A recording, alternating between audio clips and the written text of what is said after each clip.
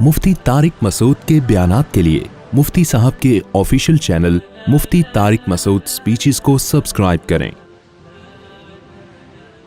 کیونکہ اللہ تعالیٰ نے زندگی کے ہر شعبے میں ہماری رہنمائی کی ہے۔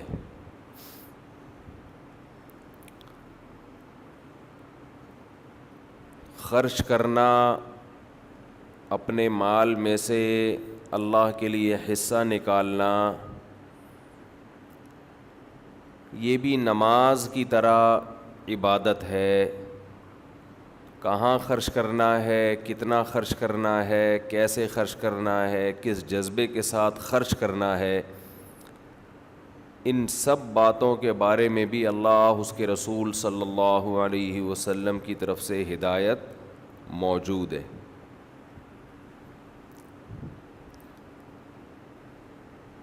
آج ہمارے ہاں افراط و تفریط بہت ہے۔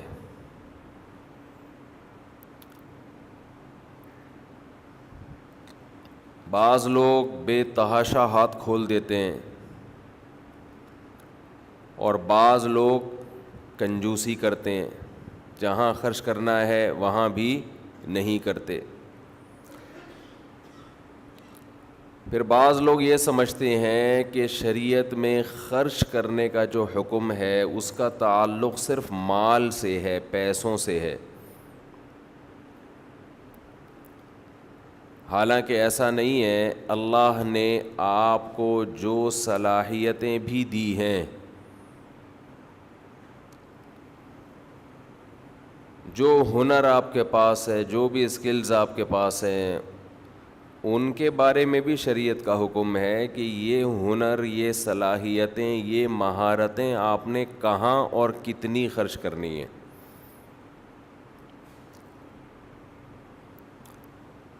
اللہ نے آپ کو نالج دی، علم دیا، تو یہ علم بھی خرچ کرنے کا حکم ہے۔ اللہ نے آپ کو طاقت اور قوت دی، پاور دی، تو اس طاقت کے بارے میں بھی آپ سے سوال ہوگا کہ آپ نے یہ کہاں خرچ کی، کتنی خرچ کی۔ یہ جو حدیث میں آتا ہے کہ قیامت کے دن جب تک 4 باتوں کا سوال نہ ہو جائے، انسان کے قدم اپنی جگہ سے نہیں ہلیں گے۔ ان میں ایک یہ بھی ہے کہ جوانی کو کہاں کھپایا۔ تو جوانی سے یہاں مراد کیا ہے؟ جب طاقت اور قوت کا زمانہ تھا تو اس طاقت کو کہاں استعمال کیا۔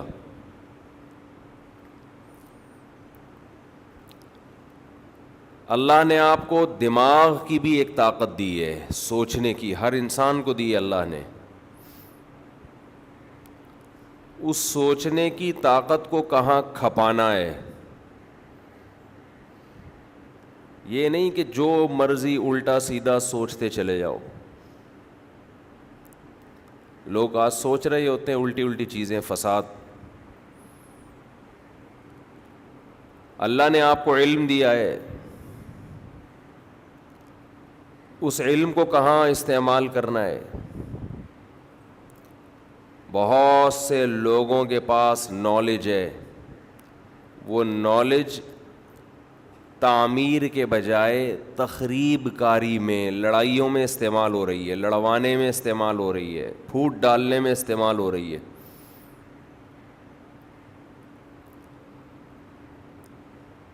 تو پیسہ بھی ایک طاقت ہے، حکومت بھی ایک طاقت ہے۔ اسلام کا کمال یہ ہے کہ قرآن میں اللہ کہتا ہے وَجَعَلْنَاكُمْ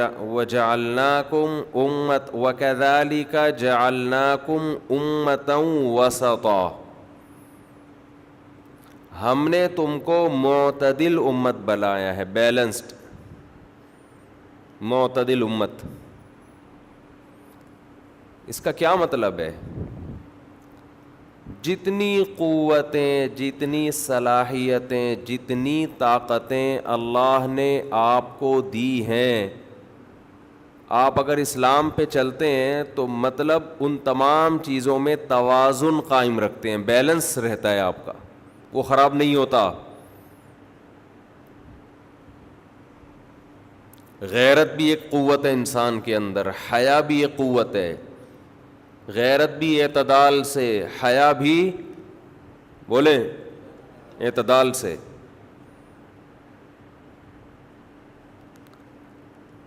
ہر چیز میں بیلنس ہے, ہر چیز میں.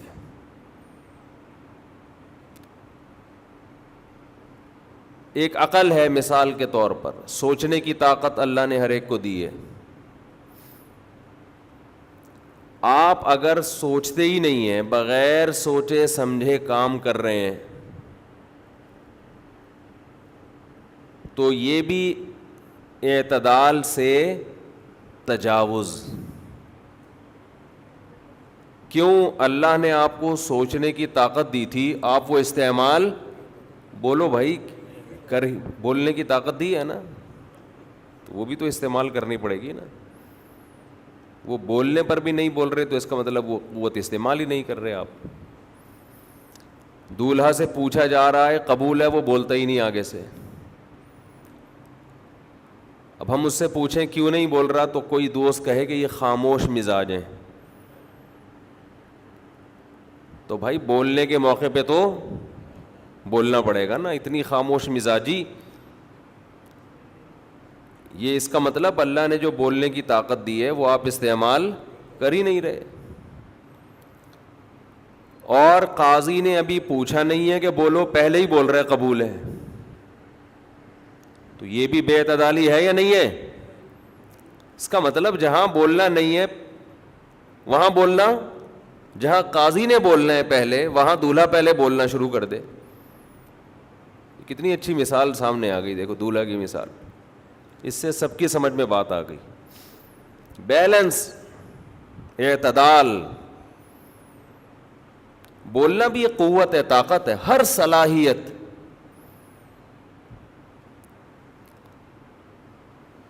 وَاجْعَلْهُ قُوَّةً لِّي فِيمَا تُحِبُّ فَكَمَا رَزَقْتَنِي مِمَّا أُحِبُّ فَاجْعَلْهُ قُوَّةً لِّي فِيمَا تُحِبُّ وَمَا زَوَيْتَ عَنِّي مِمَّا أُحِبُّ فَاجْعَلْهُ فَرَاغًا لِّي فِيمَا تُحِبُّ. حدیث میں دعا سکھائی ہے رسول اللہ صلی اللہ علیہ وسلم نے کہ اے اللہ, تو نے جتنی طاقتیں, قوتیں, صلاحیتیں مجھے عطا فرمائی ہیں, یہ تمام قوتیں ان کاموں میں استعمال کروا لے جنہیں تو پسند کرتا ہے. ایسا نہ ہو یہ قوتیں استعمال ہی نہ ہو, اور ایسا نہ ہو کہ استعمال ہو تو غلط جگہوں پہ استعمال ہونا شروع ہو جائیں. تو یہ تمام قوتیں ایسی جگہ استعمال کروا لے جہاں تو چاہتا ہے کہ استعمال ہو. تو جہاں چاہتا ہے نا استعمال ہو, وہاں یہ ہو جائے استعمال. وَمَا زَوَيْتَ عَنِّي مِمَّا أُحِبُّ, اور جو صلاحیتیں تو نے مجھے نہیں دی یا جو نعمتیں تو نے مجھے نہیں دی, ان نعمتوں کا نہ ملنا یہ فراغت کا سبب بنا دے ایسی چیزوں میں جن سے تو خوش ہوتا ہے. بھائی دو ہی چیزیں ہوتی ہیں, یا تو آپ کی مرضی کی چاہتیں آپ کو ملی ہوں یا نہ ملی ہوں. تو ملنا بھی ذریعہ بن جائے کہ تیری رضا کا, اور نہ ملنا بھی ذریعہ بن جائے تیری رضا کا. کیونکہ بعض دفعہ کچھ چیز نہیں ملتی تو انسان فارغ ہو جاتا ہے, فارغ ہو کے اللہ کے کاموں میں لگ جاتا ہے. بعض دفعہ کوئی نعمت ملتی ہے تو خطرہ ہوتا ہے کہ یہ نعمت اس کو اللہ سے دور کر دے گی. تو مقصد کیا ہے؟ بس اللہ ہی کے کاموں میں لگ جائے کسی طریقے سے, ہدف ہی یہی ہے. آج قوتوں اور طاقتوں کو مقصد بنایا ہوا ہے, صلاحیتوں کو مقصد بنایا ہوا ہے.